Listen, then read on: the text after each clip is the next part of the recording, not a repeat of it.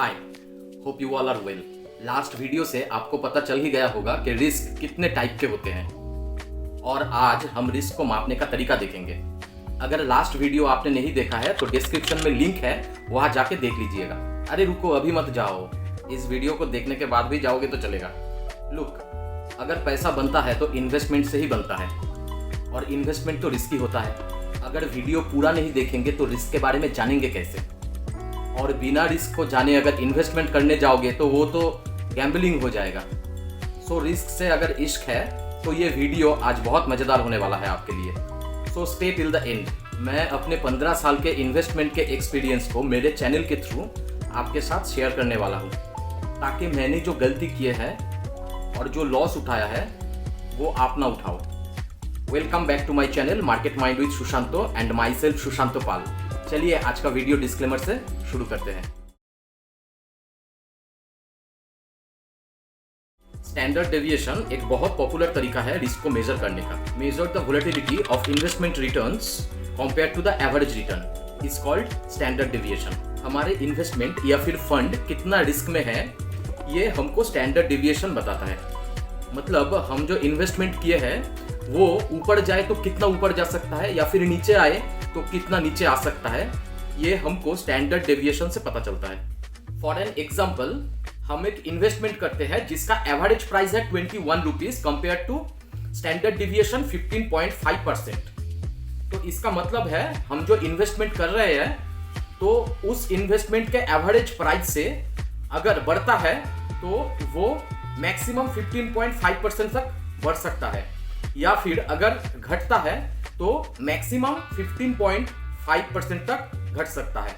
मतलब standard deviation से हमको हमारे इन्वेस्टमेंट का वोलेटिलिटी का पता चलता है। नेक्स्ट आता है बीटा वैल्यू। बीटा वैल्यू हमें बताता है किसी इन्वेस्टमेंट के रिटर्न के बारे में कंपेयर इट्स इंडेक्स मूवमेंट। मान लो किसी फंड X का बीटा वैल्यू है 1.1% और उस फंड का जो इंडेक्स है वो 10% से बढ़ता है, देन उस फंड का जो रिटर्न आएगा वो होगा 1.1 इंटू 10 इज इक्वल टू 11%। मतलब उस फंड से हमें 11% का रिटर्न मिलेगा। बेंचमार्क इंडेक्स का बीटा वैल्यू ऑलवेज 1 होता है।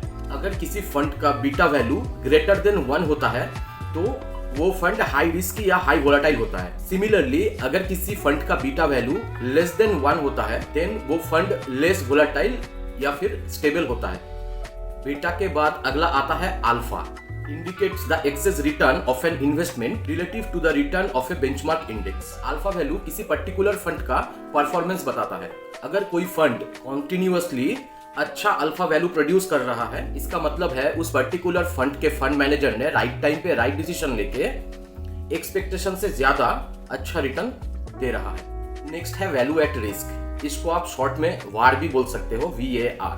Estimate the potential loss in value of an investment over a different period or a given confidence interval। ये एक ऐसा मेजरमेंट है जिससे हमारे इन्वेस्टमेंट में लॉस कितना हो सकता है वो पता चलता है। इस मेथड को यूज करते हैं फार्म या फिर रेगुलेटर्स एक्सेट्रा। मतलब उसके पास उस लॉस को रिकवर करने के लिए कितना एसेट मौजूद है। अगला आता है Sharpe ratio. Measure the risk adjusted return of an investment by comparing its excess return to its standard deviation. Risk और रिटर्न का कोरिलेशन हमें शार्प रेशियो बताता है। Expected return of a portfolio minus return of risk free investment like government bonds, RD, FD, treasury bill etcetera divided by standard deviation. ये है Sharpe ratio का formula. Numerator में risk free return के ऊपर additionally risk लेके कितना कमाया है वो दिखाता है, और डिनोमिनेटर में स्टैंडर्ड डिवीजन के वैल्यू को डिवाइड करके जो वैल्यू निकलता है वो होता है शार्प रेशियो, जो हमें बताता है generated return per unit of risk taken. मतलब के एक यूनिट का रिस्क लेके ये फंड हमको कितना रिटर्न कमा के देता है। ये तो था रिस्क को मेजर करने के लिए कुछ टेक्निकल टर्म्स, लेकिन मैं पर्सनली तभी रिस्क लेना पसंद करता हूँ जब वो रिस्क रिटर्न में कन्वर्ट हो सके। और रिस्क को रिटर्न में कन्वर्ट करने के लिए किसी एक मेथड पे डिपेंड रहने से नहीं चलेगा, ये सारे मेथड को अप्लाई करना पड़ेगा। और डेटा भी किसी एक ही पर्टिकुलर जगह से चाहिए होगा। ऐसा नहीं कि बीटा का वैल्यू किसी और जगह से लिया, अल्फा का वैल्यू, शार्प रेशियो का वैल्यू किसी और जगह से लिया, तो इससे एक्यूरेसी में थोड़ा गड़बड़ हो सकता है। होप कि आज का वीडियो आपके लिए वैल्यूएबल होगा।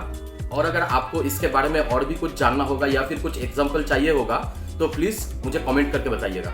अगले वीडियो में हम एक ऑडिट करेंगे जिससे आपको आपके रिस्क एपेटाइट का पता चलेगा कि आप कितना रिस्क ले सकते हो। देन उससे आगे हम जाएंगे कि इंडियन मार्केट में कौन कौन सी अपॉर्चुनिटी है जहां इन्वेस्ट करके हम हमारे पैसे को ग्रो कर सकते हैं।